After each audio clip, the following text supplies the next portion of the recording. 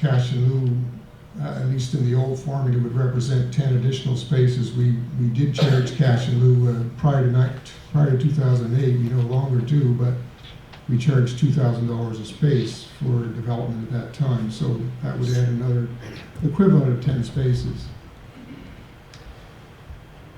Also, the other consideration for parking here is that the building is located downtown. There would not necessarily be a need for a person to have a car and function quite nicely within the town, particularly if they were a student. The campus is walkable and all the amenities and so on they would need is right out their doorway.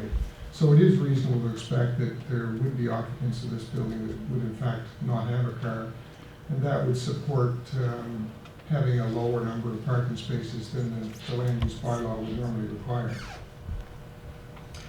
I should add that in 2008, we actually eliminated the requirements for parking in the downtown for development. There actually are none in the land use bylaw now, and the reason for that at the time was it was felt that that would help foster development in the downtown. The town has developed about 200 additional parking spaces over the last 10 years or so, and in fact I think there's some evidence that that parking is in fact allowing for additional development in the downtown.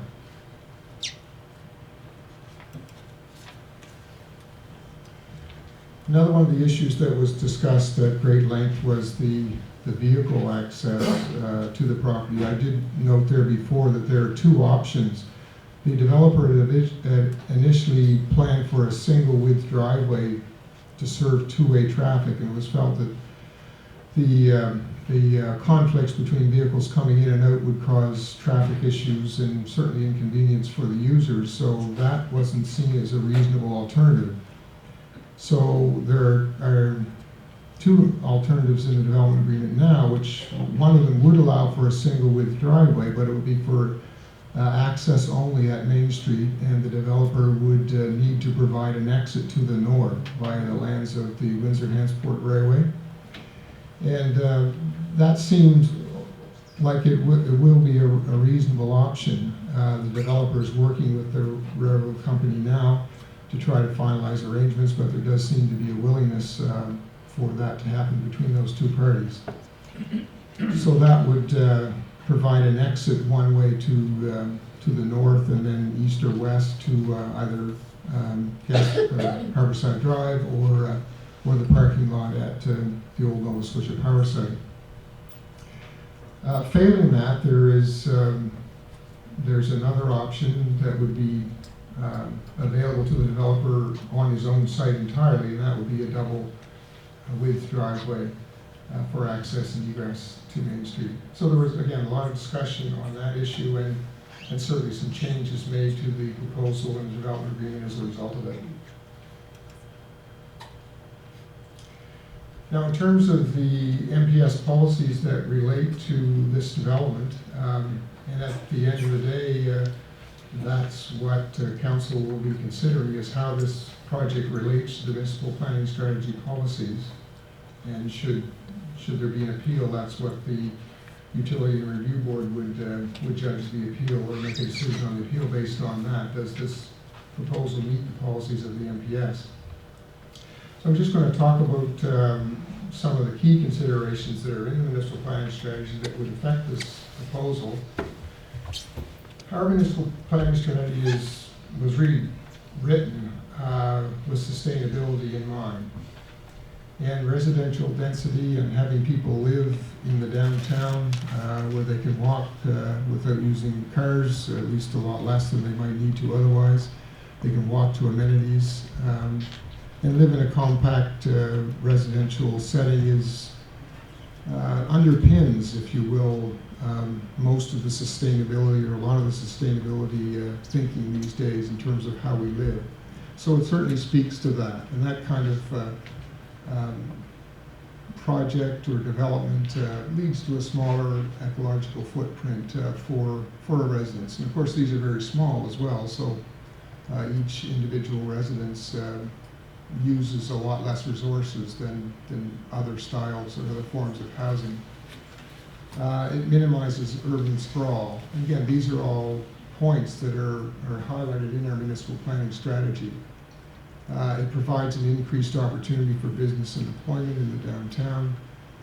Provides a variety of housing options, or at least this is a new housing option that we don't have now, to add to the stock of housing that would be available in Wolfville.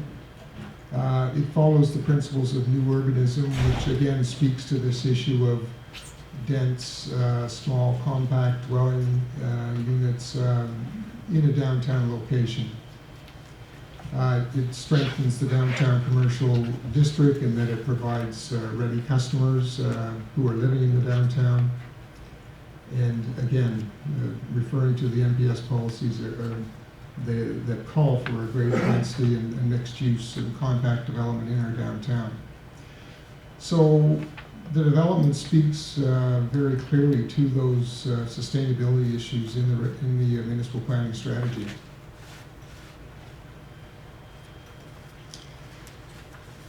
In terms of some of the highlights now, I want to go over some of the highlights of the development agreement. We spent a lot of time on this agreement, and even our standard clauses have been reworked and modified with the help of the solicitor to strengthen these clauses. So we've had a really good look at the agreement. But some of the things that are included that are specific to this development, first of all, noise bylaw requirements are included respecting air conditioning and occupant noise. Now this still means that enforcement is required by the town, but it provides us with another tool to enforce those kind of concerns. And there were specific concerns expressed about those two issues, so they've been highlighted in the agreement. And if needed, we'll provide an additional mechanism for the town to enforce problems if there are problems at the site. One of the issues we often have in trying to deal with issues for rental accommodation is being able to contact a local person. And so as a result of this, we've required in the development agreement that there in fact be a local representative of the developer, employed by the developer, who either lives in the building or lives in Wolfville, so that and the town would have that contact information so that it wouldn't be difficult to contact an owner's representative to deal with issues if they arise. There are requirements in the development agreement for energy and water conservation. That again supports the sustainability bent, if you will, of the municipal planning strategy.